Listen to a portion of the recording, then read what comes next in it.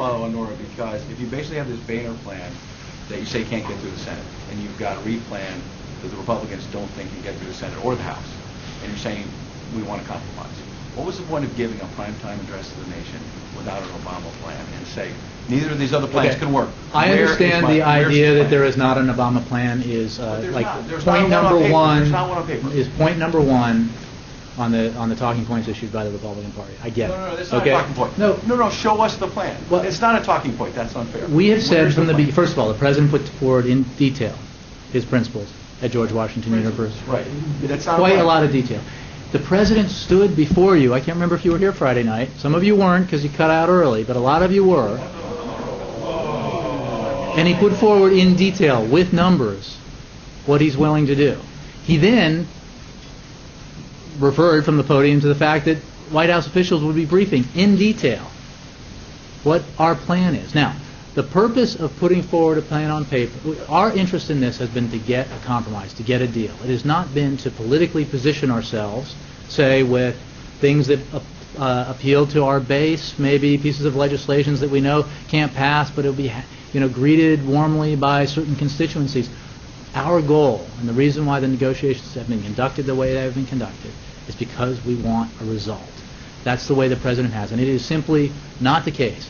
The senior members of the House Republican leadership can open their desk drawer, pull out reams of paper that represent the President's proposals, and his counter-proposals, and his counter-proposals, and his understanding that they need more of this, and that he would like more of that.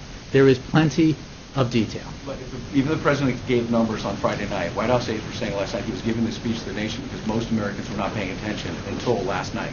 So even if he gave these numbers on Friday night, they have not, the American people were not paying attention Friday night by your own estimation. Well, so why didn't he say last night, here are the 9 things that I support, here are the numbers, here's what I want to do on taxes, and just lay it out and say, call your congressman with this, not with this big... The point, I mean, the fact is, you address the nation only so often on prime time.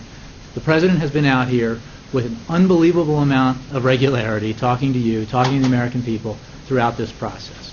He has put forward in great detail. I mean, if you guys haven't talked about it on air or put it in your newspapers or online, then you should, because the detail is there.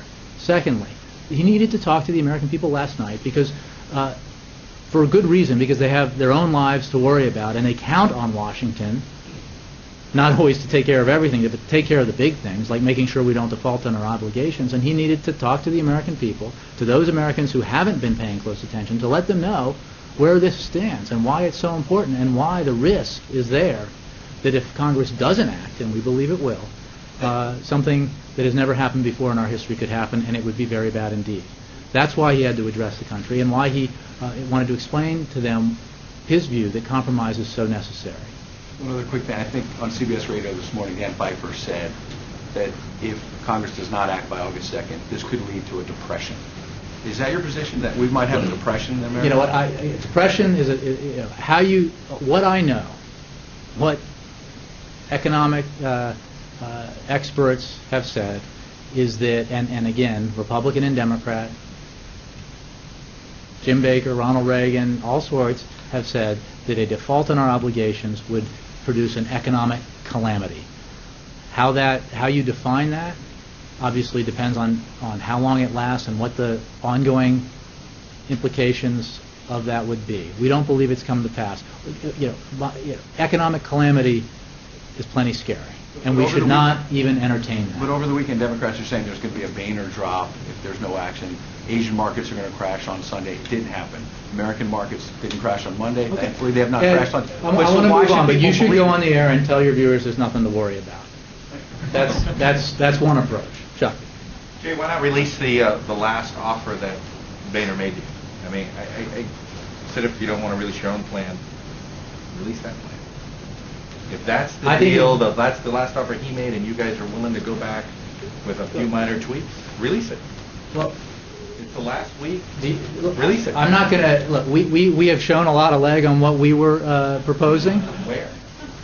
From the podium, right here, and from the Roosevelt Room. You can, certainly the Speaker of the House can address, or his people can address, what they were, what their last offer was. They claimed that they Why walked away should from the they table do it? because of the $400 Why billion. not you do it? If they throw it out there, I mean, The president stood here, Chuck, again, I can't remember if you were here, it might have been Kristen, but the president stood here on Friday night and went into great detail. You should look at the transcript. President's If people there's met still with... nothing out there, why not just release that plan? Is it because I mean, what? You need something printed for you, you can't write it down? There is ample detail. It's not a plan. No, it's not It a is- plan. And it was details of the plan, but it wasn't a plan the same way that we're getting a plan on the House side or that we're getting a plan on the We Senate don't side. know what the It's not. Medicare thing is. We don't know what the Social Security part of this is. There wasn't. I mean, there was a lot of We talked in missing great detail. detail about what's in Medicare, and you know it. Why not put it out And- there, though? You guys went Look. before the American people last night. And I know that you're probably getting frustrated because we're all asking a version of the same question. But you went before the American people last night and said, come, call your members of Congress and tell them we want a compromise. Well, you had a plan that you were making the case for. Mm-hmm. It sounded like a version of the compromise. Release it to the public. I mean, that's... $1.5 to $1.7 trillion in agreed-upon domestic discretionary non-defense savings, cuts. Other savings, and on the most important stuff, the tough stuff, the stuff that makes it very hard for Democrats to do it, but they'd be willing to do it. Important savings on entitlement reform. You know the issues, the President talked about it, other people talked about it, in terms of the kinds of reforms that would produce significant savings. Okay? Significant savings in defense, $400 billion. Significant savings in defense spending. All right? Significant savings in revenue through closing loopholes and tax reform that would produce, by lowering rates and broadening the base, that would produce significant savings. There are details. We can go through details, and what we put forward. Again, this is a fluid situation. The point is, as both parties have said, they were engaged in serious negotiations. We were close to an agreement. One party said they walked away because of an insistence on an extra $400 billion in revenue. We said we could easily talk about that and resolve that issue. And that's the kind of compromise. $800 million in new revenue That's into correct. the Treasury coming out of tax reform. Correct. And what parts of, and was entitlement reform going to be cuts up front and then a commission?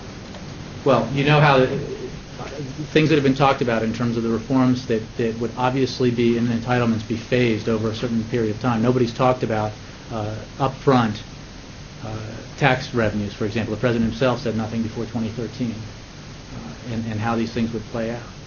But these were significant savings, real savings, the kinds of things in terms of entitlement reform that people have talked about for a long time, and Republicans in particular.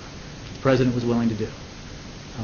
And he was looking for a partner, and he felt he had one, and he hopes he still has one going forward. If he comes back with that $800 billion deal, why don't you guys just accept the deal? Ask a senator to introduce it in the Senate. We'll see. Carol. Just quickly to follow on Chuck, I mean, the President did say to us on Friday, you guys would open the books and show us the paper. And then when we were in the Roosevelt room, there was paper that we asked for that we weren't actually physically handed. The So senior is that people in that something you can room give that walked you back? through the numbers, okay? I mean, we can engage in this, but you know that the reason why we've approached it this way is precisely to make it, to create the optimum circumstances for a compromise. It is, most of you are veteran Washington reporters. You know how this process works. That when you put forward a position, it becomes highly on difficult issues before a compromise is reached. It becomes charged politically, and your chances of actually getting an agreement diminish significantly. That's how it works. You know that's how it works. And it's for that you don't. Well, you should. Others do. It is precisely because we wanted and believed and hoped that we could reach a compromise that the negotiations were conducted the way they were, by both sides, by the way. It is one thing to say that, yes, Republicans put forward plans that everybody knows can't become law. Republicans were also engaged in quiet, detailed, concrete negotiations to reach a Don't compromise. worry about activists tearing this. Activists on your side of the aisle tearing And this plan theirs. apart. And but theirs. that's why you didn't. That's why this hasn't gone public. You know how it works. Of course. I understand that, but that is the reason you. Because we wanted an outcome that as we've talked about, we've cited Bob Dole and others, you got to hold hands, get in the boat together. Okay? That's why.